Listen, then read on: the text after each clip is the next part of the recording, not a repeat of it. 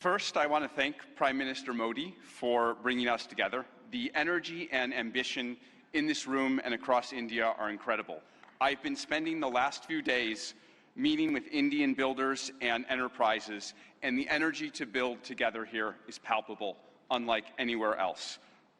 This is the fourth AI summit we've held since the tradition was initiated at Bletchley Park back in 2023, which I still remember. And in those 2.5 years, the advances in the technology have been absolutely staggering.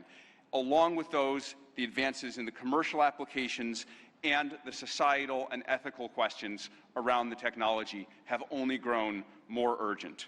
My fundamental view is that AI has been on an exponential for the last 10 years, and as part of a sort of Moore's law for intelligence, and that we are now well advanced on that curve, and there are only a small number of years for AI models surpassing the cognitive capabilities of most humans for most things.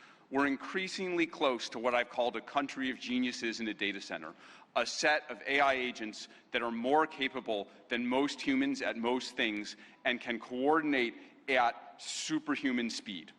That level of capability is something the world has never seen before and brings a very wide range of both opportunities and concerns for humanity. On the positive side, we have the potential to cure diseases that have been incurable for thousands of years, to radically improve human health, and to lift billions out of poverty, including the global south, and create a better world for everyone.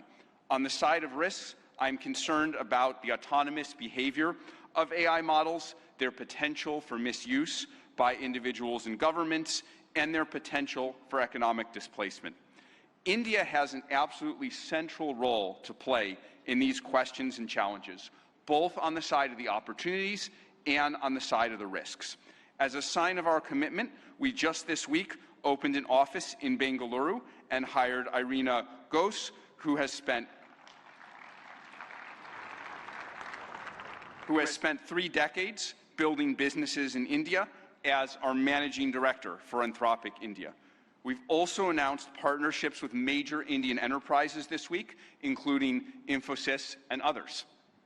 On the opportunities, one dynamic that we have observed is that technology and practices pioneered in India have historically set a standard for the global south and have helped to diffuse technology and humanitarian benefits through the global south.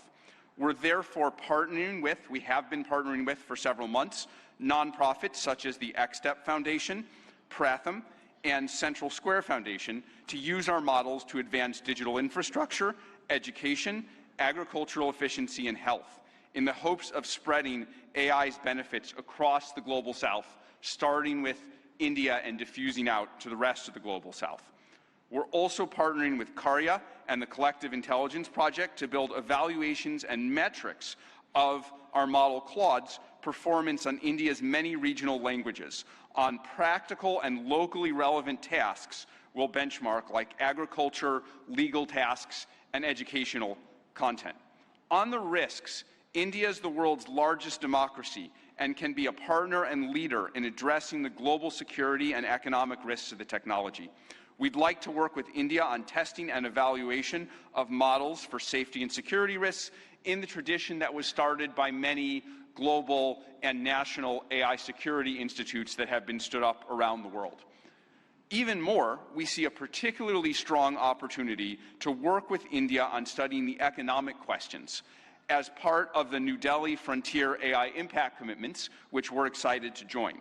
As part of our Anthropic Economic Futures Program and Anthropic Economic Index, we publish statistical insights into how AI impacts jobs in the economy.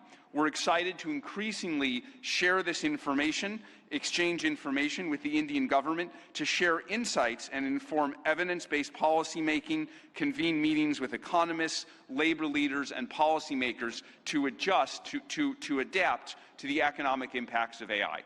We believe that AI will greatly grow the economic pie, including in India and the global south, but that because it is happening so fast, it may lead to a time of disruption.